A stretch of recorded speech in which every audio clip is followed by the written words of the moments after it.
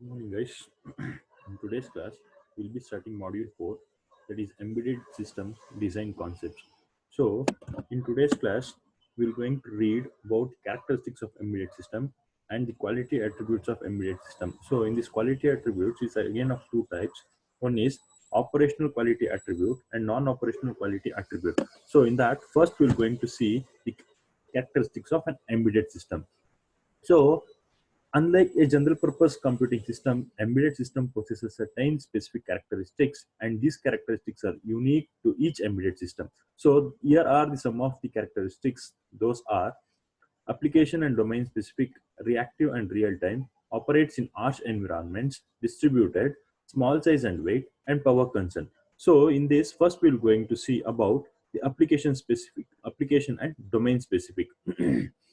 So what do you mean by application and domain specific? If you closely observe any embedded system, you will find that each embedded system is having a certain functions to perform, and they are developed in such a manner to do intended functions only. See, for example, if you take any of the washing machine, so washing machine can perform a specific task. So other than that, a washing machine cannot capture the image, cannot be act as in digital camera. And if you go for a television, television cannot be acts as a camera. So television is meant for watching, and washing machine is meant for washing the clothes. So this is application and domain specific. So whatever the embedded system which has been designed for a specific purpose, it will going to be used only for the specific purpose. So next criteria is reactive and real time. So in embedded system are in constant interaction with the real world through sensors and user defined input devices, so which are connected to the input port of the system. So any changes happening in the real world are captured by the sensor or input devices in real time, and control the algorithm running inside the unit reacts in a designed manner to bring the controlled output variable to the desired level. See, for example, a real-time uh, sensors are, suppose you guys can take it as a refrigerator or an AC. So that is air conditioner. So here it works on real time. So depending upon the room temperature, air condition, that is AC, will going to work. Suppose if the room temperature is high, it automatically it will going to switch on, and after the room temperature becomes low, it will automatically becomes shut down. So this is how it will going to work in a real time manner. So for example, another is a refrigerator where it will be in a on cool state whenever the temperature is high. So whenever the temperature becomes low, it will automatically it will going to turn off. So this is how it works, which is real time and reactive. So so next criteria, so characteristic is operates in harsh environment. So what do you mean by an harsh environment? I'm going to tell now. So the environment in which the embedded system deployed may be a dusty one, or in a high temperature zone, or an area subject to vibration and shocks. So system placed in such areas should be capable of withstand all these adverse operating conditions. See, suppose if it is in dusty, it should withstand that. If it is in high temperature, it needs to withstand the temperature. And if it is placed in a vibration or a shock, like kind of a place, it needs to withstand that. So the design should take care of operating conditions of area where the system is going to implement. See, for example, if the system needs to be deployed in a high temperature zone, then all the components used in the system should be of high temperature grade.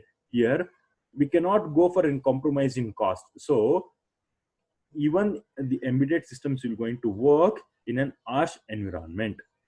So next is distributed. So the term distributed means the embedded system may be a part of a larger system. So many number of such distributed embedded system form a single large embedded control unit. See, for example, if you take an ATM, so ATM compromises of many kinds of sensors. See, for example, if you want to withdraw a card in an ATM, first we need to insert my a debit card or a credit card.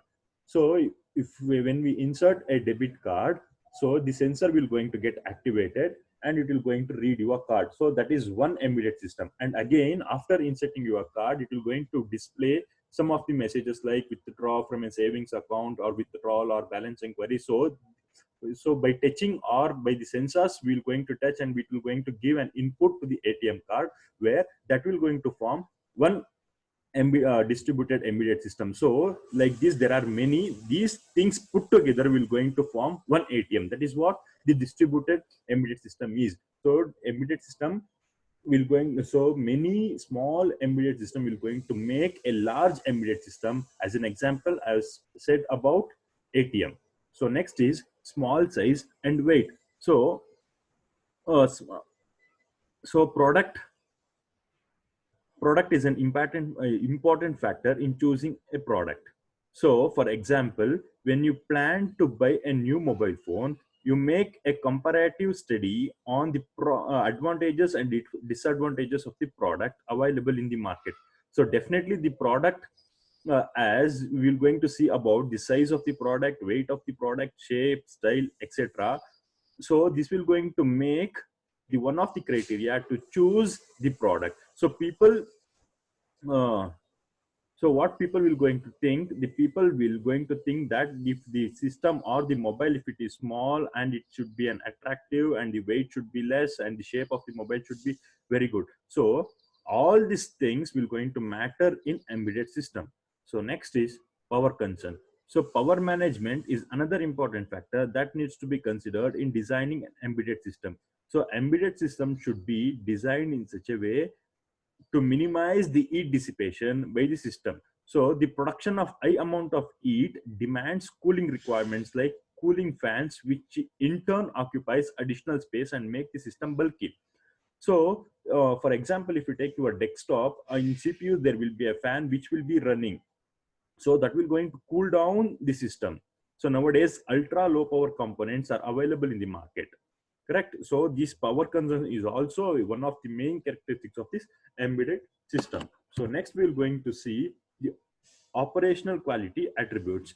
So the operational quality, what do you mean by this? Operational quality attributes is again of, sorry, quality attributes of an embedded system. So in quality attributes of embedded system, it's of two types. One is operational quality attributes and non-operational quality attributes. So first we're going to see about operational quality attributes. What do you mean by this? The operational quality attributes represent the relevant quality attributes related to the embedded system. So here are these few operational quality attributes. The first one is response. So what do you mean by a response? Or are we going to measure? Yes, response is a measure of quickness of the system. It gives you an idea about how fast your system is tracking the changes in the input variables. For example, if you guys will be frequently using your mobile phones, so whenever you unlock your mobile and if you want to use or if you want to open any of the application, if you click on that, immediately it will going to get open. So that is how the response is. So next is throughput. So throughput deals with the efficiency of a system. In general, it can be defined as the rate of production or operation of a defined process over a stated period of time. See, for example, the throughput of, if anything will, the output is to be measured, it will be measured through output. See, for example, if you guys will be writing your exam for 100 marks and you guys will be scoring about 60% or 70% or 80%. So the overall throughput is 60% or 70% or 80%. It depending upon how you have been performed. So the performance is called as throughput. So next is reliability. What do you mean by this reliability? Reliability is a measure of how much percentage you can rely upon the proper functioning of the system. So for example, you guys will be giving promise that 100% I will be giving you the assignment by stipulated period of time, and you guys will not be able to give. So you guys will be keeping saying that at least 80% to 90% I'm going to try to get you, something like that. So that is reliable. So reliable is a measure of how much percentage you can rely upon the proper functioning of the system. So next is maintainability. So maintainability deals with the support and maintenance to the end user, direct end user, or it can, the end user can also be called as a client in case of technical issues and product failures or on the basis of routine system checkup. So reliability and maintainability are considered as two complementary disciplines. So the reliability of the system increases the chance of failure, and non-functioning also reduces, thereby the need of maintainability is also reduced. So maintainability and reliability is interdependent. So maintainability is closely related to the system availability. So maintainability can be broadly classified into two categories. One is scheduled or periodic maintenance, or the maintenance to unexpected failures. See, for example, if you want to take a printer, if you take it as a printer, in order to print a pages, you need to fill a cartridge. So if you fill a cartridge, minimum you can take around 200 to 300 pages of printout. So that is a periodic maintenance. So if you fill a cartridge once, it will going to take around 100 to 200 pages of printout. So the second type is a maintenance to unexpected failure. See, suppose while taking a printout, if unexpectedly systems, the printers does not have a sheets, that is unexpected failure. So if you need to reload the sheets, though we guys will not be knowing when it will going to get emptied. So that is what the unexpected failure is of. So maintainability is of two types. One is scheduled or periodic maintenance, and the second one is maintenance to unexpected failures. Okay. So next is security. So security mainly deals with three. One is confidentiality, integrity, and availability. So availability mentioned under the maintainability. These are the three major measures of information security. Configuration deals with the protection of data and application from unauthorized disclosure. So integrity deals with the production of data and application from unauthorized modification. So availability deals with the protection of data and application from unauthorized users. See, once again, I'm going to repeat this. Confidentiality deals with the protection of data and application from unauthorized disclosure. First one. The second one, the integrity. So integrity deals with the protection of data and application from unauthorized modification. Third one is availability. Availability deals with the protection of data and application from unauthorized users. So last is safety. So safety and security are two confusing terms. So sometimes you feel both this as a single attribute, but they represent two unique aspects in quality attribute. Safety deals with the possible damages that can happen to the operators. So security will going to give the security for a system. So this is what the operational quality attributes is of. So next comes non-operational quality attributes. That first one is testability and debugability. So what do you mean by testability? Testability deals with how easily one can test his design, application, and by which means he can test it. For embedded system product, testability is applicable to both the embedded hardware and as well as the software. So here, the embedded hardware testing ensures that the peripherals and the total hardware function is in designed manner, whereas the software testing ensures that the software is functioning in the expected way. So debuggability is a means of debugging the product in order to check whether is there any errors in the firmware. So next is evolvability. So evolvability is a term which is we will going to see in biology. Evolvability is referred as the non-heritable variation. So heredity, we're going to call it as heredity the same. So evolution is referred to as the non-heritable variation. For an embedded system, the quality attribute evolvability refers to the ease with which the embedded product can be modified to take advantage of new software or hardware technologies. So evolvability refers to the ease with which the embedded product can be modified to take the advantages of new software or the hardware technologies. So next is portability.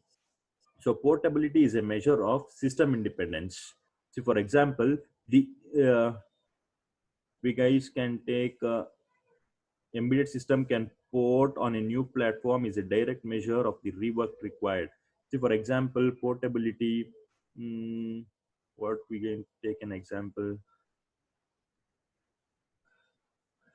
Okay, so we guys can take an example of C program. See, if you look into various programming languages for application development, for desktop application, you will see that certain application developed on certain languages run only a specific operating system, and some of them run independent of the desktop operating system. See, for example, once again, I'm going to repeat. For example, applications developed using Microsoft technologies like Microsoft Visual C++, Microsoft Visual Studio is capable of running only in Microsoft platforms and will not function on other operating systems. So this Microsoft Visual C++ cannot be performed in Ubuntu, correct? So whereas an application developed using Java from Sun Microsystems works on operating system that supports the Java standard. That is what the portability is of.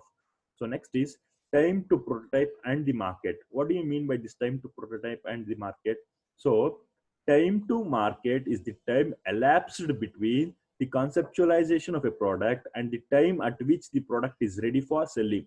See, time to prototyping is nothing but a concept which you guys will going to get flashed in your mind, and the time required to implement that concept which have been got from your mind will be the time to prototype and market. So time to market is the time elapsed between the conceptualization of a product and the time at which the product is ready for selling. So in this commercial embedded product, market is highly competitive. There may be a multiple players in embedded industry who develop products of the same category like mobile phones, portable media players, etc. See, if you come up with a new design and it takes a long time to develop a market, it is the competitor's product may take an advantage of it, of their product, and whatever the concept you guys have been used, you have been conceptualized, that can be implemented by the other parties. So it's the time to prototyping is a time to which the elapsed between the concept what you guys have been got and the product time at which the product is ready for selling. So next is per unit cost and revenue. So cost is a factor which is closely monitored by both the user and the product manufacturer. So a cost is highly sensitive factor for commercial products. So any failure to position the cost of a commercial product at a nominal rate may lead to the failure of the product in the market.